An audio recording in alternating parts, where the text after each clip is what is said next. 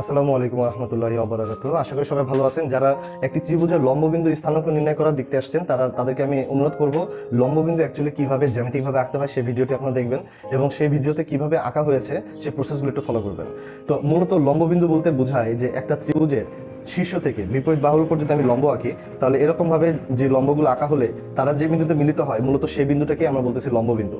এখন প্রশ্ন হলো যে আপনারা এই লম্ববিন্দু আঁকার জন্য যদি ডিরেক্ট কোনো ফর্মুলা বের করতে চান বা ডিরেক্ট ফর্মুলাকে ইউজ করে লম্ববিন্দু নির্ণয় করতে চান তাহলে আপনাদেরকে পদ্ধতি একটা দেখাবো, আরেকটা চাইলে আপনাদেরকে জ্যামিতিক উপায়ে স্থানাঙ্কের পদ্ধতি ফেলে মূলত আপনাদেরকে এই বিন্দুর স্থানাঙ্ক বের করবো। তার জন্য আপনাদেরকে দেওয়া থাকতে পারে এ বি সি, এই তিনটা বিন্দুর স্থানাঙ্ক দেওয়া থাকতে পারে। ধরেন আমরা স্থানাঙ্ক ধরে নেই -1,5, বি এর স্থানাঙ্ক ধরে নেই -4,1 এবং সি এর স্থানাঙ্ক হচ্ছে 2,1। এবার এই তিনটে স্থানাঙ্ককে ইউজ করে মূলত আমরা এই লম্ববিন্দুর স্থানাঙ্কটা বের করবো। এটা বের করার জন্য যে পদ্ধতিটা, আমরা পদ্ধতি নাম্বার 1-এ যাই। পদ্ধতি নাম্বার 1, এই পদ্ধতিতে আমরা লম্ববিন্দু অনেকে এটাকে লম্ব কেন্দ্র বলে থাকে। লম্ব কেন্দ্র, আমার কাছে এটা লম্ব বিন্দুটাই বেশি যুক্তিযুক্ত, কারণ মূলত এটা দিয়ে আমরা কোনো বৃত্ত আঁকি না বা এটা দিয়ে আসলে কোনো বৃত্তের কোনো ফাংশন করা হয় না আপাতত। তো যার কারণে আমরা একটা বিন্দু হিসেবে চিন্তা করি। তাহলে এটার স্থানাঙ্ক হবে x, y।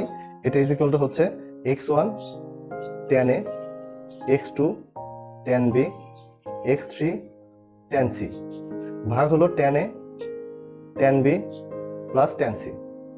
এটা হচ্ছে আপনার ভুজ y1 tan a, y2 tan b, y3 tan c, নিচে হলো tan a plus tan b plus tan c। অর্থাৎ আপনারা এই বিন্দুটাকে এভাবে বসালেই আপনি মূলত এই বিন্দুর লম্ব বিন্দুটা স্থানাঙ্ক পেয়ে যাবেন। তার জন্য আপনাদেরকে যে কাজটা করতে হবে সেটা হলো যে এ বি সি মানে এই কোণের মানগুলো জানতে হবে।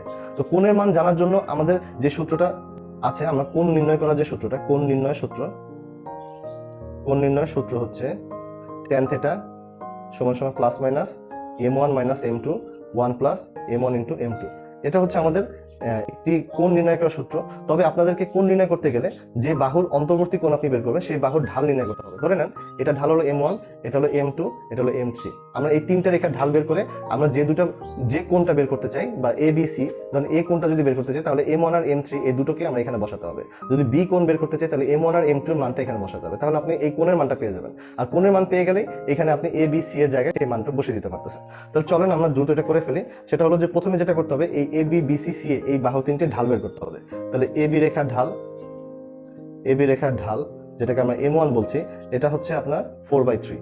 আপনি এটা ক্যালকুলেট করে নেবেন। আবার বিসি রেখার ঢাল সেটা হচ্ছে m2 ইজ ইকুয়াল টু হচ্ছে 0।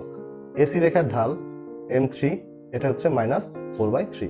ঢাল নির্ণয় করার সূত্র হলো, যদি আপনাদের ঢাল নির্ণয় করার সূত্র মনে না থাকে তাহলে এটা ইউজ করতে পারেন y2 minus y1 x2 minus x1। এই ফর্মুলা ইউজ করলে ঢালটা খুব ইজিলি বের হয়ে যায়। তো এই ঢালগুলোকে এখন বের করে আমরা এই অ্যাঙ্গেলটা বের করব। তো চলুন প্রথমে আমরা বের করি যে tan a এই অ্যাঙ্গেলটা থেকে মূলত আমাদের যে মানটা আসে, যে tan a যে সূত্রটা আমরা এখানে ফেলবো, এখানে হলো m1 মাইনাস m2। m1 বলতে হলো এখানে 4/3 মাইনাস tan a যেহেতু বের করবো m1 এবং m3 এর মধ্যে, m3 হচ্ছে -4/3, তার এখানে +4/3, তাহলে 1 মাইনাস 4/3 ইন্টু 4/3। অর্থাৎ আপনি এখান থেকে এর যে মানটা পাবেন সেটা হচ্ছে 73.74 ডিগ্রি। এভাবে আপনি tan b থেকেও বি অ্যাঙ্গেলের মানটা বের করতে পারবেন, সেটা হলো 53.14 ডিগ্রি।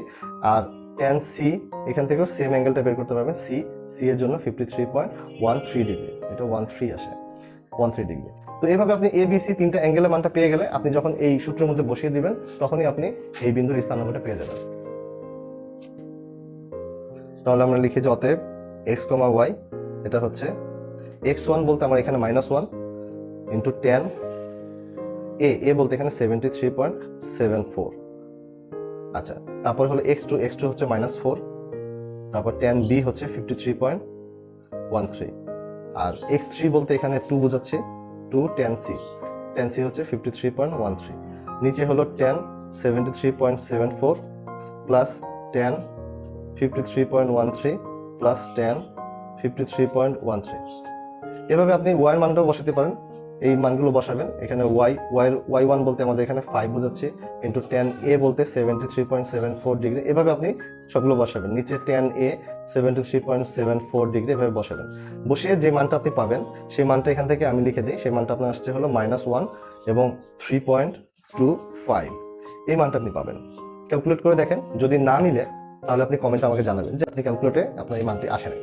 তো এইভাবে আপনি চাইলে এই লম্ববিন্দুর স্থানাঙ্কটা বের করে ফেলতে হবে -1,3.25। এখন আপনাদেরকে দেখাবো যে কিভাবে এই বিন্দুটা স্থানাঙ্কের পদ্ধতি দিয়ে মূলত বের করা যায়। সেটা হলো পদ্ধতি নাম্বার 2, এবং আপনারা ডিসাইড করবেন যে কোন পদ্ধতিটা আপনার কাছে সহজ লাগছে। পদ্ধতি নাম্বার 2 আমরা প্রথমে যে কাজটা করবো সেটা হলো, যেহেতু এই এ থেকে একটি লম্ব টানা হয়, আবার বি থেকে একটি লম্ব টানা হয় এবং দুটো লম্ব এখানে ছেদ করে, তাহলে আমাকে এই লম্ব রেখা দুটোর সমীকরণ প্রথমে বের করতে হবে। তো মনে করেন আমি এই বিন্দুটাকে ধরি ডি বিন্দু, এটাকে ধরি ই বিন্দু। এখন আমার যে কাজটা করতে হবে সেটা হলো যে বিসি রেখার সমীকরণ নির্ণয় করে তার উপর লম্ব রেখার সমীকরণটা আমরা বের করবো। তাহলে বিসি রেখার সমীকরণ বের করতে হলে প্রথমে বিসি রেখার সমীকরণ,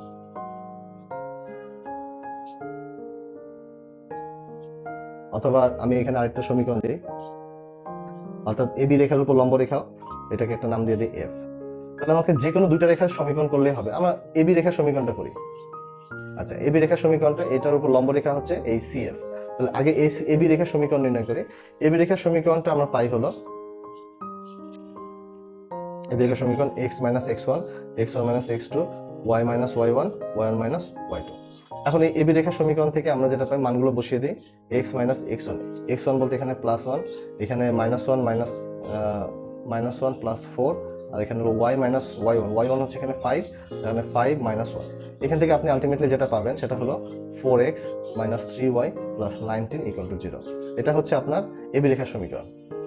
এবি রেখার সমীকরণ পেয়ে গেলে এবি রেখার উপর লম্ব রেখার যে সমীকরণটা, এবি এর উপর লম্ব রেখার সমীকরণ, তাহলে এবি রেখার উপর লম্ব রেখার সমীকরণটা কেমন হবে? -3x - 4y + k = 0, যা কোন বিন্দু দিয়ে যাচ্ছে? আমার সি বিন্দু দিয়ে যাচ্ছে, যা সি বিন্দুগামী। তাহলে এখান থেকে আপনি k এর যে মানটা পাবেন সেটা হচ্ছে 10। তাহলে আলটিমেটলি -3x - 4y + 10 = 0। তাহলে এখান থেকে পাচ্ছেন 3x + 4y - 10 = 0। এটা হচ্ছে আপনার প্রথম লম্ব রেখার সমীকরণ। এটাকে 1 নম্বর দিন। এবার এসি রেখার সমীকরণটা নির্ণয় করি।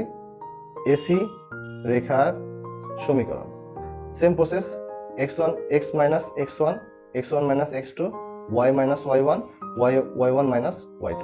এখান থেকে আপনি মানগুলো বসান। x - x1, এখানে x1 বলতে মাইনাস, তাহলে এখানে +1, -1 এখানে -2 হচ্ছে, আর y - y1 হচ্ছে 5, তাহলে 5 - 1। তাহলে এখান থেকে আপনি যে সমীকরণটা পাবেন সেটা হলো 4x + 3y - 11 = 0। এই সমীকরণের উপর লম্ব রেখার সমীকরণ। তাহলে আবার এটা লম্ব রেখার সমীকরণ নির্ণয় করি। এসি এর উপর লম্ব রেখা সমীকরণ, যা কোন বিন্দু দিয়ে যাচ্ছে? আপনার হলো যে সমীকরণটা হচ্ছে আপনার 3x - 4y + k = 0, যা কোন বিন্দু দিয়ে যাচ্ছে? যা যাচ্ছে হলো আপনার এই বি বিন্দু দিয়ে, যা বি বিন্দুগামী।